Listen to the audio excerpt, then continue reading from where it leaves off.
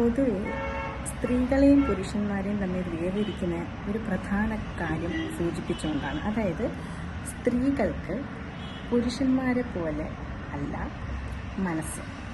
തന്നെ സ്നേഹിക്കുന്ന, അവഗണിക്കുന്ന, ഒറ്റപ്പെടുത്തുന്ന, ആൾക്കൂട്ടത്തിൽ തനിച്ചാക്കുന്ന, വേദനിപ്പിക്കുന്ന തൻ്റെ പുരുഷനെ അവൾക്ക് സ്നേഹിക്കാൻ പറ്റും. എനിക്ക് ഭയങ്കര കൺഫ്യൂഷൻ വരുന്നൊരു സ്റ്റേറ്റ്മെൻ്റാണ്. കാരണം ഞാൻ അങ്ങനെ ഒരാളെ ഒന്നും കണ്ടിട്ടില്ല. അത് സ്നേഹവും പ്രണയവുമാണോ അതോ ഭയമാണോ, അല്ലെങ്കിൽ അതൊരു കണ്ടീഷൻ ചെയ്യപ്പെട്ട മാനസികാവസ്ഥയാണ്? നമ്മൾ സഹിക്കണം, ക്ഷമിക്കണം, ഭൂമിയോളം സീതാദേവിയോളം എന്നൊക്കെ പറഞ്ഞിട്ടുള്ളത്. ഇപ്പം സീതാദേവിയുടെ കാര്യം എടുത്താൽ രാമൻ ഭഗവാൻ ആരൊക്കെയോ പറയുന്നത് കേട്ട് സീതാദേവി ഉപേക്ഷിച്ചു. പക്ഷേ സീതാദേവിയെ തട്ടിക്കൊണ്ട് വന്ന രാവണൻ സീതയുടെ വിരൽത്തുമ്പിൽ പോലും തൊട്ടിട്ടില്ല. എനിക്ക് ശരിക്കും പറഞ്ഞാൽ രാവണനോട് കടുത്ത പ്രണയം തോന്നാറുണ്ട്. ഞാൻ രാവണൻ്റെ കടുത്ത ആരാധികയാണ്. ഈ രാമൻ എന്ന് പറയുന്ന ഒരു കഥാപാത്രം രാമായണത്തിലെ ശരിക്കും കുടുംബങ്ങളിലൊക്കെ കാണാം. പിന്നെ കുടുംബത്തിൽ അച്ചിക്കോന്തെന്നുള്ള പേര് കേൾക്കാതിരിക്കാൻ വേണ്ടിയിട്ട് വീട്ടുകാർ പറയുന്ന കേട്ടുകൊണ്ട് ഭാര്യയുടെ ഭാഗത്ത് ന്യായമാണെന്നറിയാം, എങ്കിലും ഭാര്യ ഉപദ്രവിക്കുന്നവരുണ്ടാവും.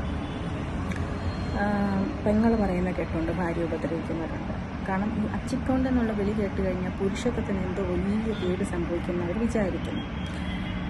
അപ്പം അങ്ങനെയുള്ളവരെ സ്നേഹിക്കാൻ പറ്റുമോ? പേടിക്കാനും അല്ലേ പറ്റത്തുള്ളൂ. പിന്നെ ഒരു നിലനിൽപ്പിൻ്റെ പേരിൽ അങ്ങനെ ജീവിച്ചു പോകും, അത്രയേ ഉള്ളൂ. എല്ലാ സ്ത്രീകളും ഈ പറയുന്ന പോലെ സഹിക്കണമെന്ന് പോലുമില്ല. ഒരു ദിവസം എൻ്റെ അടുത്ത് ഒരു കേസ് വന്ന് അതിൽ പാരൻസ് ഇങ്ങനെ പറയുമായിരുന്നു, ഞങ്ങളുടെ കാലശേഷം ഈ മകളെ ഹസ്ബൻഡ് തല്ലിക്കൊല്ലും, അതിന് മുമ്പ് ഡിവോഴ്സ് നടത്തണം, മാഡം എങ്ങനെയെങ്കിലും പറഞ്ഞ് കൺവിൻസ് ചെയ്യണം.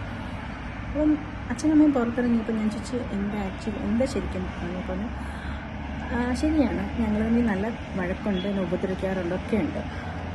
പക്ഷേ ഞങ്ങൾ ഫിസിക്കൽ റിലേഷൻഷിപ്പിൽ ഞങ്ങൾ ഭയങ്കര ചേർച്ചയാണ്.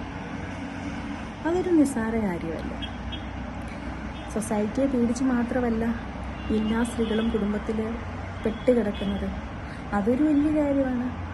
പിന്നെ എല്ലാ സ്ത്രീകളും ഡെമിസെക്ഷലുമല്ല.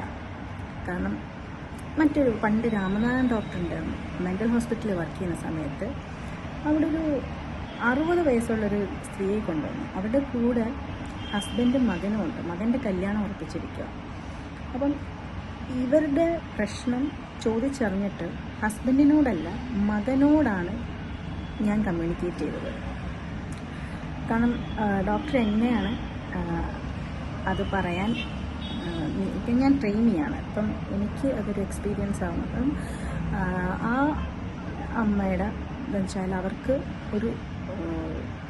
ഒരു ദുർബല നിമിഷത്തിൽ ഒരാളുമായിട്ടൊരു ശാരീരിക ബന്ധം വന്നു. അതിൻ്റെ ഒരു വെപ്രാളവും ടെൻഷനും അപമാനവും ഉള്ളിൻ്റെ ഉള്ളിൽ ആ ഇൻഫീരിയോറിറ്റിയും എല്ലാം കൂടെ ചേർന്നാണ് അവർക്ക് ഡിപ്രഷൻ വന്നത്. അത് ഞാൻ മകനോട് പറഞ്ഞു. മകൻ അച്ഛനോട് പറഞ്ഞിട്ടില്ല. മകനാണ് അമ്മയെ ചേർത്ത് പിടിച്ച് നമ്മൾ ആ ഒരു ട്രോമയിൽ നിന്ന് അവിടെ മറികടത്തത്. അപ്പം സ്ത്രീകളെന്നൊക്കെ പറയുന്നത് സ്ത്രീയും പുരുഷനും തമ്മിൽ ബയോളജിക്കലി ഡിഫറൻസ് ഉണ്ട്. പക്ഷേ അതിൻ്റെ ബയോളജിക്കലിയുള്ള ഡിഫറൻസ് കൊണ്ട് തന്നെ മാനസികമായിട്ട് കുറച്ച് വ്യത്യാസങ്ങളുണ്ടാവും. അല്ലാതെ ഈ പറയുന്ന പോലെ ഭൂമി ദേവിയോളം ക്ഷമിക്കുന്ന സ്ത്രീ അങ്ങനെയൊന്നുമില്ല.